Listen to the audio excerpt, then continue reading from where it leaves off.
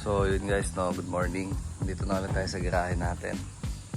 Ngayon, kung makikita nyo ngayon, iba na yung mukha na gamit natin sa Levin natin. Yung last time na ginamit natin is yung TRD. Ngayon, trinay ko lang i-test fit itong BZG. Tingin nyo guys, alin yung mas magandang gamitin? Ito ba or yung TRD? Lagay ko parehas yung pictures niya kung alin yung mas maganda. Pero parang natitripan ko to eh. Ayan o. Ganda niya eh, kasi may chin.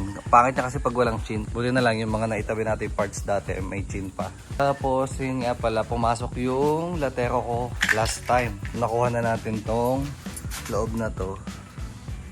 Ayan o. Wala na yung running board sa loob. Tapos yung running board din sa labas. Ito yung itsura niya. Yung running board niya, tsaka yung flooring, na isang pa na namin dito. So ito yung running board sa labas. Ayan.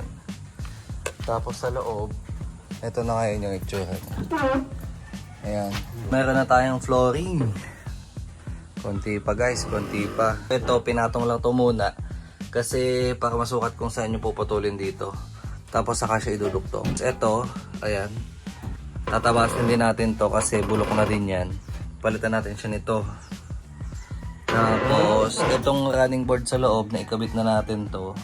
Ayusin pa yan kasi lalagyan pa natin ng rust converter yung loob. Tapos, lalagyan natin ng anti-corrosion. So, ito yung itsura na yun sa running board. Shoot na shoot naman siya. Maganda yung pagkakagawa niya, no guys. Tingin nyo. Pero ako okay ako dyan. Maganda yung pagkakadali niya. Then, sunod dito is ito. Tinetest fit na din namin kung paano. Pero feeling ko naman shoot siya. Kasi pumantay siya dito, tsaka doon sa kabila.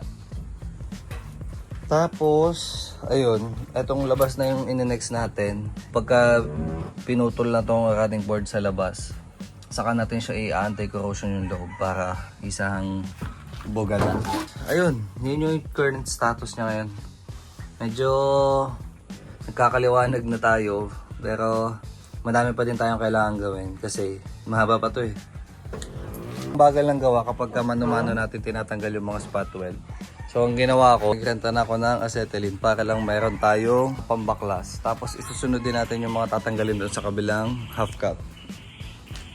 And then, di ko pa alam ulit eh kung kailan ko ito magagalaw. Sinilip ko lang siya ngayon kasi bumalik yung latero eh. Tinignan ko lang kung anong itsura ng gawa. Maganda naman yung kinalabasan niya. Tapos, ayan, bumili tayo ng mga tools. Mga C-clamp.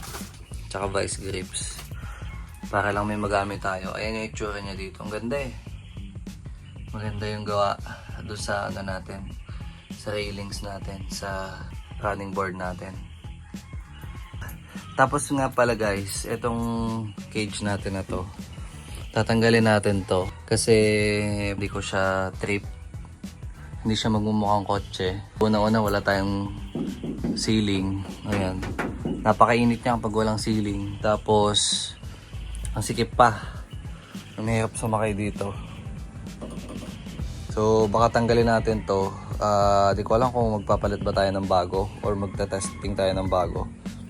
Yan muna yung sa loob. In-next natin is yung sa may firewall niya. Kasi kung makikita nyo doon, ayun o, butas dahil doon sa cage. Ayan. So gagawin natin dyan, pag natanggal yung roll cage, ayusin natin kasi ito, tinesting ko tong lagyan ng tubig and pumapasok sa loob yung tubig, pati itong sa labas, maapaw dito. So kailangan din natin yung ayusin. Pero so far, ganda naman ang kinalabasan niya. Kasi itong harap pala guys, hindi pa natin yan na weldingan. Kasi nagte-test fit pa lang ako. Gusto ko lang makita kung ano yung magiging output niya. Pero maganda naman yung kinakalabasan niya. Tingin ko naman medyo worth it yung naging pagod natin itong nakaraan. Medyo pa lang kasi hindi pa natin siya tapos eh. No? Mahaba-haba pa pero maganda yung ano natin, yung galaw ng project natin. Tapos ito nga pala guys yung magiging itsura ng likod natin. No? Yan o. Tingin nyo bagay ba? Or mas gusto nyo yung katulad nung kay Blue, yung ganitong itsura. Kaso, ang problema dyan, wala na tayong makuha na ng smoke, na taillights, pero yung wing, so as is na yan. Sa bumper, hindi ko pa nakabit eh, nandun pa sa taas, hindi ko pa din nakukuha. Pati yung tail, hindi ko pa din nakukuha. Yun lang muna. Siguro pasimulan na yung wiring nito. Malapit na kasi ito eh. Ang plano natin, pag napaandar natin siya ng June or July, dadali natin to sa tropa natin sa Pampanga. Kasi yun yung baka doon na natin siya papinturahan. Papaandarin muna natin. Tapos ibabiyahin natin ng Pampanga. Tapos bahala na siya magpintura. Kasi siya din yung gumagawa ng 101 na libin natin. Ito yung itsura niya ngayon. Tingnan nyo na lang dun sa mga photos ni Iirola. Tropa natin yon, si Roy Sunga. So siya yung gumagawa ngayon ng libin natin na isa. Baka ito, doon din natin siya ipagawa sa kanya. Kasi meron din yung libin na 101, 92 at 111. Libin Boys of the North. Sa ilaw, siguro lilinisin natin to. Pero sariwa pa naman siya, pati yung chrome sa loob. Pati yung bumper, linisin din natin. Kasi yung pangit to. Kapag kaganyan, ang pangit-pangit eh. Kaya hindi lumalabas yung itsura niya kasi ang dumi niya. So try lang natin linisin ng konti.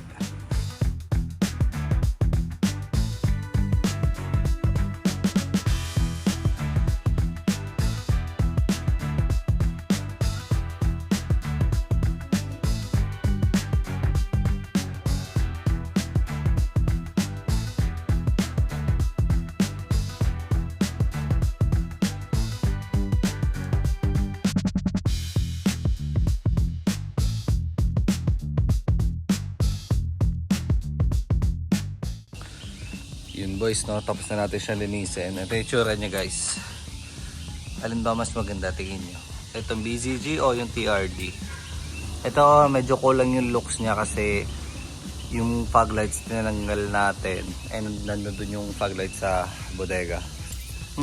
Feeling ko mas okay ito. Tingin nyo. Pero mas okay. Feeling ko makakasabay sa looks yung ano natin. Yung TRD bumper natin. No? Pero mas maganda yata yung itsura nito. So ito yung TRD natin, nandito. Pati yung harness and brake lines. So yan, may mga coilovers pa pala tayo dyan. Tingin nyo guys, alin mas maganda sa dalawa. Dito nga pala yung side skirt natin, no. Ito, sabi, or sa pagkakaalam ko, TRD side skirt to. Kaya medyo maganda yata yun compared dun sa isang side skirt. Kasi meron pa akong side skirt ditong isa. Hindi ko lang alam kung nasaan. Kaso kasi, ito. Kaso kasi isang piraso lang to. Wala yung kapartner niya. Hindi ko alam kung bakit isa lang to. Nabili ko yan kasi isa lang eh.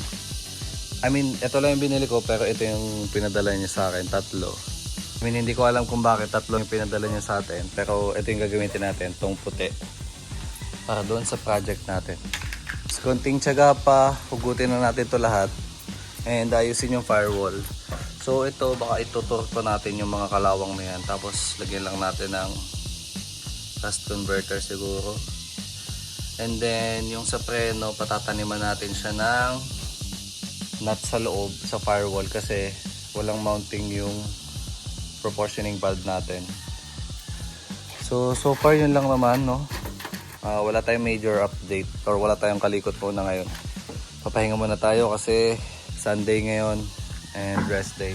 Sinilip ko lang talaga siya kasi yun nga, gumawa yung latero natin nung Thursday, Friday. Maganda naman yung kinalabasan niya. Ewan ko, gandang-ganda ako dito sa BZG kasi may chin siya, no? Yung TRD kasi straight bumper lang siya. Wala siyang chin. Tapos yung headlight nun, kailangan pa natin linisin. Pero ito okay naman siya, yo. Ayan, no? Tapos try nga natin tong ilagay muna. Pang samantala. Kung ano yung magiging itsura nung likod natin kapag may bumper. So ito yung bumper niya. Try lang natin siyang i-mount. So yan o, tinest mount lang natin yung bumper natin. Ito yung itsura niya. Maganda naman. Pero mas maganda sana kung yung isang taillight, diba? Ito yung mga sample ng taillights na meron tayo. So itong una, ito yung naka-blue, yung smoke.